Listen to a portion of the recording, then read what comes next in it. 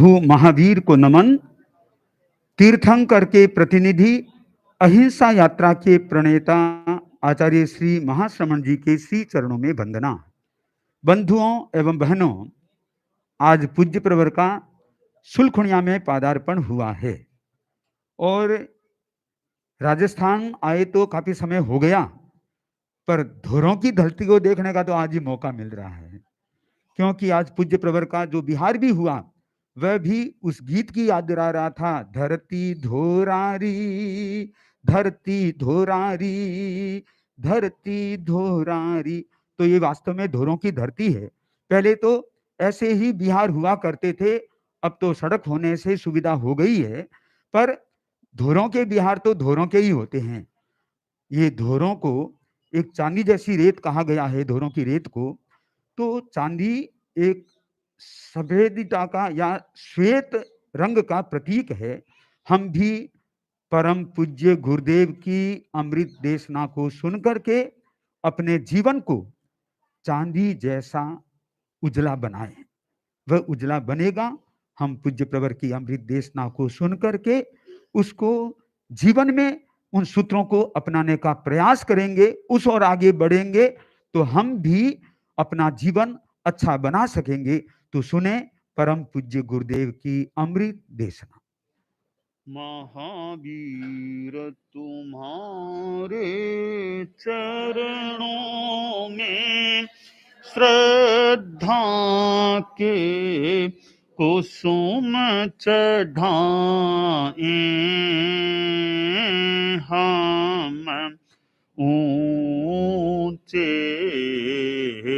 आदर्शों को अपना जीवन की ज्योति जगाए,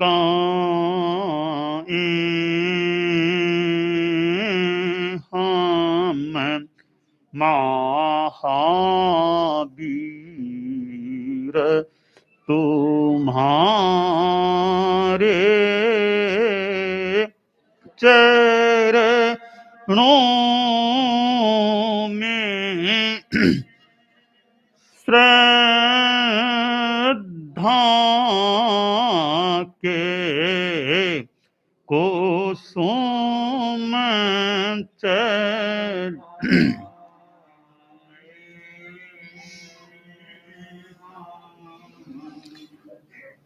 पन्नगे च सुरेन्द्रे च कौशिके पाद संस्पृशि निर्विशेष मनस्काय श्री वीर स्वामिने नमः। आर्हत वाङ्मय में कहा गया है, नो निहिज वीरियम।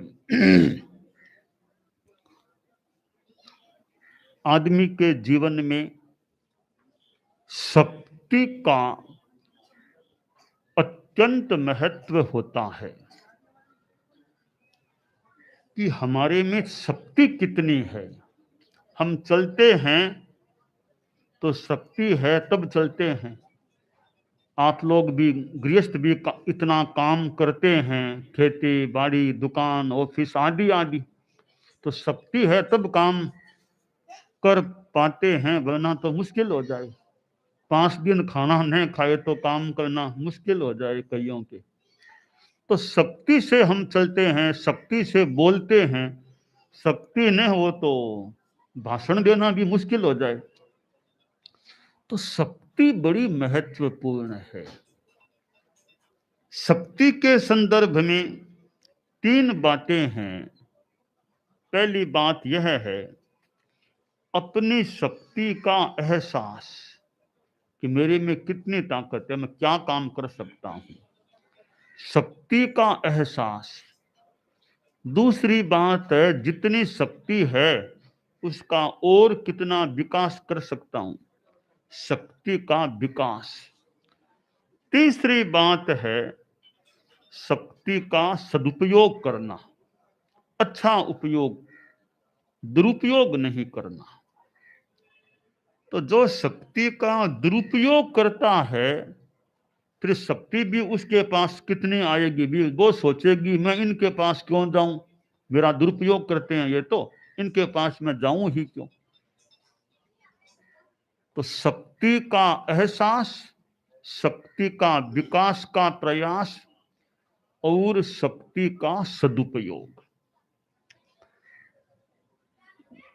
मनोबल एक शक्ति है, मन का बल। काय बल, शरीर का बल भी शक्ति है, शरीर में कितनी हमारे में ताकत है।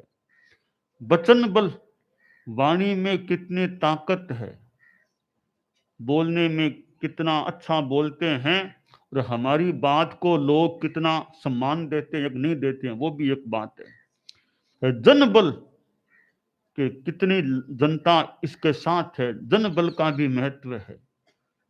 चुनावों में अभी भी कई जगह चुनावों की प्रक्रिया जो है, तो चुनाव में जन बल होता है तो आदमी जीत सकता है, वरना आदमी हार जाए फिर।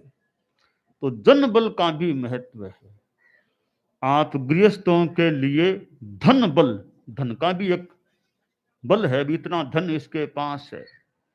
अनेक बल होते हैं, सबसे बड़ा बल संभवतः है वह है आत्मबल। आत्मा का बल कितना है। तो ज्ञान का भी बल है, बुद्धि का भी बल होता है। बुद्धि कितनी अच्छी है। यस्य बुद्धिर बलम तस्य निर्बुद्धिस्तु कुतो बलम। बुद्धि का भी बल है, बुद्धि से आदमी कैसे सफलता प्राप्त कर ले। बात तो थोड़ी बच्चों की सी हो सकती है, पर प्रसंग है तो वो एक जंगल का राजा शेर था। जंगल का राजा, उसने आदेश निकाल दिया कि मुझे तो भूख तो सबको लगती है आमतौर से, अब मैं कहीं जाऊंगा नहीं। जंगल के जितने भी ये पशु हैं, जानवर हैं, व्यवस्था है, बारी बारी एक पशु मेरे पास आ जाया करो सवेरे, मैं एक पशु को खाऊंगा, अपना भोजन दिन भर का भोजन ले लूंगा, तो मैं कहीं नहीं जाऊंगा। सबको बता दिया, कल तुम्हारी बारी, परसों उसकी बारी, एक वर्ष की बारी बता दी। इस क्रम से सबको सुबह सुबह मेरे पास आना है, मैं खाऊंगा, भोजन करूंगा। मौत सामने आ गई इतने प्राणियों की। तो बारी भी राजा का आदेश है, तो वे पशु भी आने लगे। वो शेर खाता, एक एक को खा लेता। एक दिन एक लोमड़ी की बारी आ गई कि आज मेरी लोमड़ी की बारी है। तो लोमड़ी तो चालाक जो भी है, सोचा रही है तो बड़ी समस्या हो गई। इतने पशु यूं जा जा करके अपनी बलि देंगे, मरेंगे, कोई उपाय करना चाहिए कि बारी खत्म हो जाए। तो बुद्धिमत्ता थी, सोचा मरना तो मान के चलो है ही है, थोड़ी तरीके से जाऊंगी, चालाकी करूंगी तो भी मान लो मौत है, ऐसे भी मौत तो है ही है, तो कोई तरीका तो अपनाऊं। लोमड़ी चली, देरी से पहुंची, टाइम जो दिया हुआ था 1 घंटा देरी से पहुंची। तो शेर गुस्से में आ गया कि लोमड़ी 1 घंटा देरी कर दी तुमने, कितना दिन चढ़ गया, इतनी देरी क्यों की, जल्दी आना चाहिए था। लोमड़ी बोली, मालिक मैं अपनी जगह से तो बहुत जल्दी रात में ही चल गई थी, रास्ते में एक समस्या हो गई। क्या समस्या हो गई कि आप जैसा एक और मुझे वो राजा मिल गया। उसने कहा जंगल का राजा तो मैं हूं, तू कहां जा रही है। मैंने कहा भी हमारे राजा के पास आज मेरा नंबर है, मेरा भोजन वो करेंगे। कहा नहीं नहीं कोई नहीं, जंगल का राजा तो मैं हूं, वो मुझे बीच में रास्ते में मिला था एक जगह।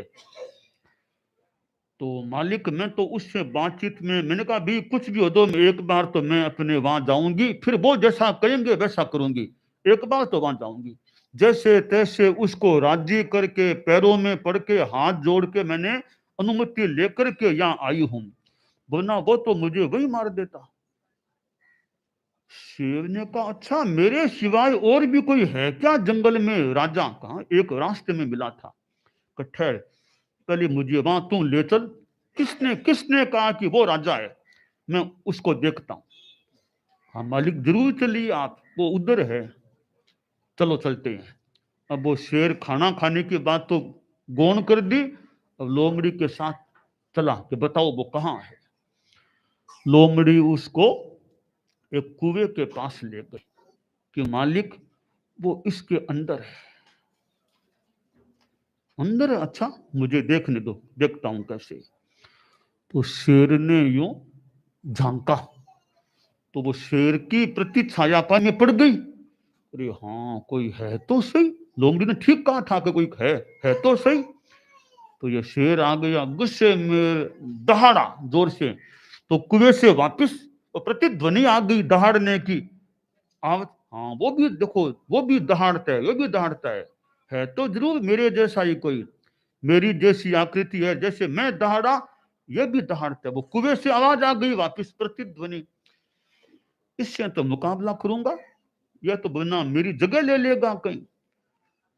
तो सोचा इस पर आक्रमण करूं। तो सोचा अंदर जाके मारूंगा इसको, ये अंदर है, मैं अंदर कूद के इसको मारूंगा। तो शेर अंदर कूदा उस दूसरे को मारने के लिए। कुएं में पड़ा और अपने आप ही काम तमाम हो गया। अब एक लोमड़ी जैसे प्राणी ने शेर को खत्म कर दिया और सब पशुओं को आगे अभय दान हो गया। अभी किसी की बारी नहीं है, किसी को जाने की जरूरत नहीं है। अब लोमड़ी में शरीर की शक्ति तो शेर के सामने कितनी थी, पर बुद्धि से शेर को खत्म कर दिया।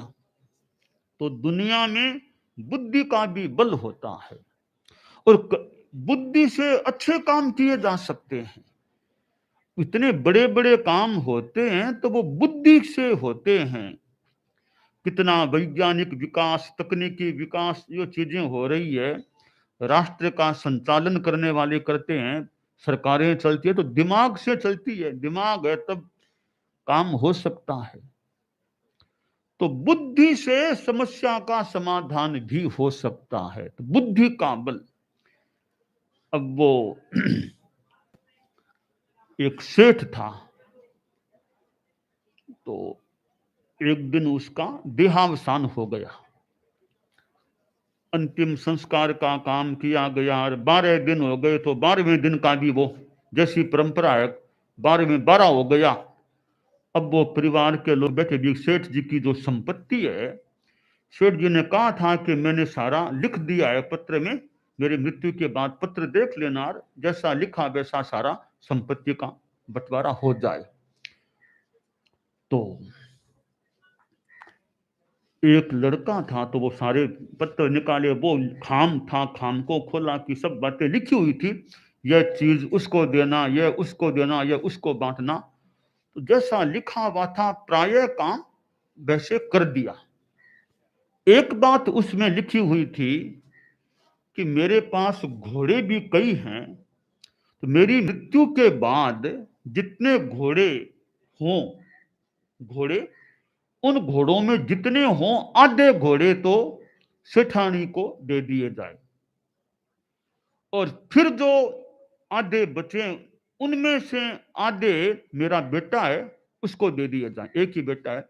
फिर जो घोड़े बचे, दो मेरे भतीजे, मेरे बेटे की तरह ये मेरे भतीजे भी, बाकी उन दोनों में बांट दें। साहब घोड़ों की गिनती करो कितने घोड़े हैं।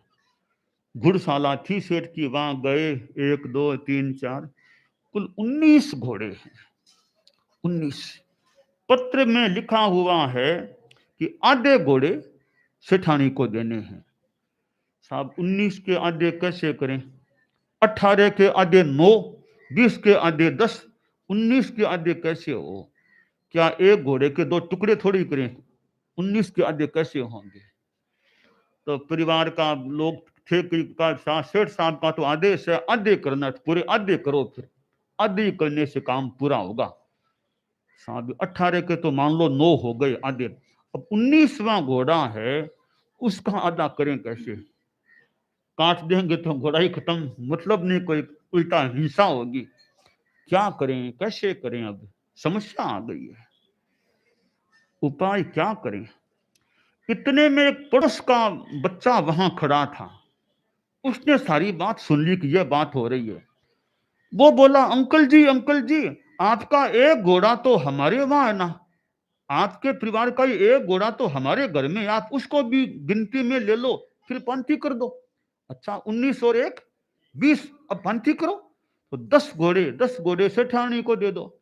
अब उसके बाद 10 के आधे कितने, 5, 5 घोड़े सेठ जी के बेटे को दे दो। अब बाकी 2 भतीजों में बांटने हैं, तो फिर वही समस्या, 5 के आधे कैसे करें, 4 के तो 2 करते, 6 के 3 करते, 5 के आधे कैसे करें। वही सब जो 19 में प्रॉब्लम थी, वही 5 में आ गई। अब क्या करें। तो वही पड़ोस का बच्चा बोला कि अंकल जी, हमारा घोड़ा हमारे पास रहने दो, अब पांति कर दो। अच्छा, ये ठीक है, एक घोड़ा उन्हीं के पास पड़ा है, पीछे बचे 4, 2 भतीजों में बांट दिए। तो बुद्धि और दिमाग से कई बार अच्छा समाधान भी मिल सकता है। और बुद्धि फिर साथ में प्रज्ञा हो गहरी कोई, वो तो और ही बहुत ही विशेष बात होती है। तो बल का महत्व है। शक्ति का दुरुपयोग नहीं करें, न बुद्धि का दुरुपयोग करना चाहिए, न धन का दुरुपयोग करना चाहिए, न जन शक्ति का दुरुपयोग करना चाहिए। जन शक्ति है तो फालतू लड़ाई झगड़ा बखेड़ा वो नहीं करना चाहिए। और शरीर तन शक्ति, तन का बल तो किसी की अच्छी धार्मिक आध्यात्मिक सेवा करो, किसी को दुख मत दो। वचन का बल है तो अच्छा कोई बात कहानी सुनाओ, बात सुनाओ, अच्छी बात करो तो किसी को लाभ हो। गालियां दे के वचन का दुरुपयोग क्यों करें। मन का बल है तो खूब आध्यात्मिक धार्मिक कार्यों में मनोबल को रखें, जिंदगी में घबराएं नहीं, अच्छे कार्यों में मनोबल रखें। आत्मबल है वो तो खैर परम बल है, वो तो अध्यात्म में काम आ ही सकता है। तो बल का दुरुपयोग न हो। दुनिया में सज्जन आदमी भी मिलते हैं तो दुर्जन भी मिल सकते हैं। संस्कृत में एक श्लोक आता है, विद्या विवादाय धनम मदाय शक्ति परेशान परिपीडनाय खलस्य साधो विपरीतमेक ज्ञानाय दानाय च रक्षणाय। कि विद्या है, सज्जन और दुर्जन में क्या अंतर है।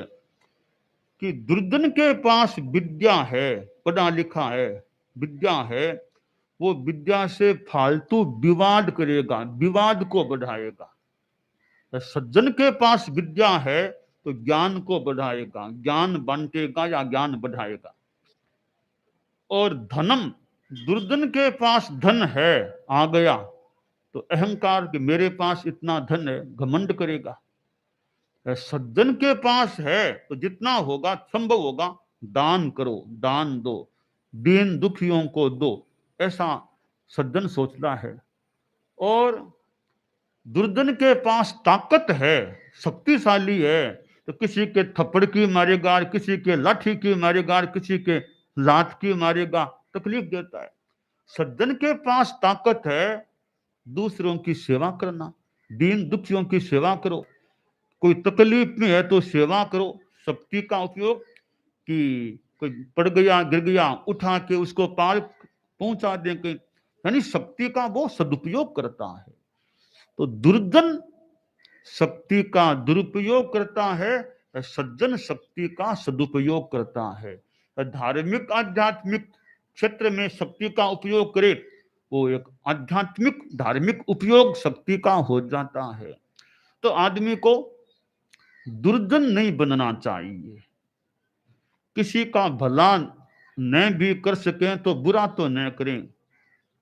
यदि भला किसी का कर न सको तो बुरा किसी का मत करना, यदि भला किसी का कर न सको तो बुरा किसी का। यदि भला नहीं कर सके, मान लो टाइम नहीं है इतना, तो बुरा तो मत करो किसी का, तकलीफ तो मत दो किसी को।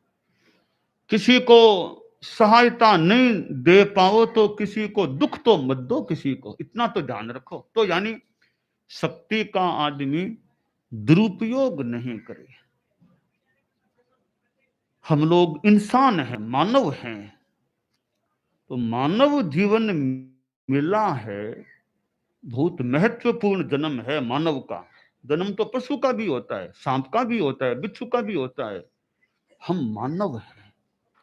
मानव की योनि एक श्रेष्ठ योनि बताई गई है, दुर्लभ योनि बताई गई है। और मानव साधना करके इंसान से मानो भगवान तक बन सकता है। इंसान से भगवान, तो इंसान से भगवान बन सकता है मानव। तो शैतान वो तो न बने ना, कि आगे का भी देखें भाई, यहां मानव हैं, आगे क्या होगा। मान लो पूर्व का पुण्य कोई भोगता है, आगे के लिए क्या होगा। यहां अगर अच्छा जीवन जिएंगे, किसी का बुरा नहीं, ज्यादा पाप नहीं करेंगे, धर्म की साधना करेंगे, आगे भविष्य का, आगे का भी कुछ अच्छा हो सकता है। सुगति मिल सकती है। दुर्गति और सुगति, मरने के बाद कम से कम दुर्गति में न जाना पड़े। दुर्गति, नरक में जाना दुर्गति हो गई। पशुओं की खराब योनि में चले गए तो वो भी दुर्गति हो गई। तो कम से कम दुर्गति में तो किसी को न जाना पड़े, उसके लिए दुर्जन मत बनो, दुर्जनता मत करो, ताकि दुर्गति में न जाना पड़े। तो ये जो मानव जीवन हमें मिला है, इसका हम अच्छा उपयोग करें। और साथ में तो कुछ जाना नहीं है। कितने ही पैसे आप लोग कमा लो, हीरे मोती कमा लो, आगे तो साथ में जाएंगे नहीं। जिंदगी में बहुत कमाए हीरे मोती, जिंदगी में बहुत कमाए हीरे मोती, क्या कहूं ए मित्र कफन में जेब नहीं होती। क्या कहूं ए दोस्त कफन में जेब नहीं होती। तो हीरे मोती साथ में नहीं जाएंगे। खाली हाथ आए हैं, पसार हाथ, खाली हाथ जाना है। खाली हाथा आयो है तू जासी खाली, लारे रहसी इन दुनिया जस अप जसरी रे, थोड़े जीने रे खातिर क्यों, थोड़े जीने रे बांधे सिर पापारो भारो, चेतन चिदानंद चरणा में सब कुछ अर्पण। तो भी जाना है सबको एक दिन। 100 बरस आ जाए, 125 कितने आएंगे आखिर। तो आदमी अच्छे रास्ते पर चले कि आगे दुर्गति में न जाना पड़े। यह हम सभी को ध्यान रखने की अपेक्षा है। दानान सिद्धम अभय पयाणम, सच्चे सुया अणवज्जं वयंती, तवेषु या उत्तम बंभचेरम, लोगुत्तमे समणेणाय। हम लोग अहिंसा यात्रा कर रहे हैं नाम अहिंसा यात्रा। वो मैंने कहा ना दुर्जन सज्जन, तो सज्जन की दृष्टि से 3 बातें हैं, सद्भावना, नैतिकता, नशा मुक्ति। सद्भावना यानी जाति संप्रदाय आदि को लेकर दंगा फसाद हिंसा हत्या, इसमें नहीं जाना। नैतिकता भी, जो भी काम करें उसमें जहां तक हो सके ईमानदारी रखें। नशा मुक्ति, शराब सिगरेट बीड़ी खैनी गुटखा आदि नशीले पदार्थों के सेवन से बचना। इनकी 3 प्रतिज्ञाएं हैं। पहली प्रतिज्ञा, मैं सद्भाव पूर्ण व्यवहार करने का प्रयत्न करूंगा। दूसरी प्रतिज्ञा है, मैं यथासंभव ईमानदारी का पालन करूंगा। तीसरी प्रतिज्ञा है, मैं नशा मुक्त जीवन जीऊंगा। तो गांव के लोगों को ये 3 प्रतिज्ञाएं कैसी लगी? अच्छी लगी या कैसी लगी? अच्छी है। आप लोग बोलेंगे हैं, जितना ले सके उतना, ठीक है ना? सुलखनिया के लोग इधर है ना, आप लोग भी सामने कर लें। सुलखनिया के जितने भी लोग हैं ना, सामने कर लें, सामने साइड में कर लें। हाँ, इधर कर लें, इधर कर लें। गुरुजी आपसे ही संकल्प की बात। हाँ, आप आगे कर लें। हाँ, यही यही यही। हाँ हाँ हाँ हाँ हाँ, जितनी इच्छा होती है, डरने की बात नहीं है, जितनी इच्छा होती है। हाँ, बहनें भी खड़ी हो सकती है, कोई दिक्कत नहीं है। गांव की लोग है ना सुलखनिया की, वे खड़े खड़े हैं।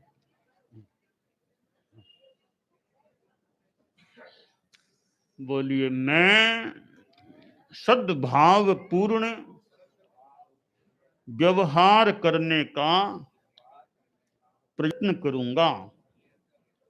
मैं यथासंभव ईमानदारी का पालन करूंगा। तीसरे में देखिए, नशा मुक्ति की बात है, शराब कभी भी नहीं पीना, यह पक्का मन हो तो बोलिए, मैं जिंदगी में कभी भी शराब नहीं पीऊंगा और अन्य नशीले पदार्थों से, बीड़ी सिगरेट आदि हैं, जितना संभव होगा बचने का प्रयास करें। ठीक है, ठीक है। अच्छा, हाँ, अब गुरुदेव का प्रवचन संपन्न हो रहा है और यहाँ से गुरुदेव का शाम हाँ। मंगल पाठ है, मंगल सुने मंगल पाठ।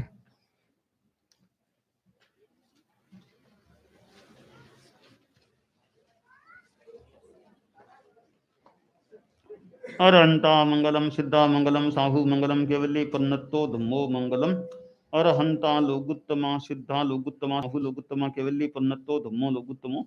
अरहंते शरणं प्रवज्जामि सिद्धे शरणं प्रवज्जामि साहु शरणं प्रवज्जामि केवली।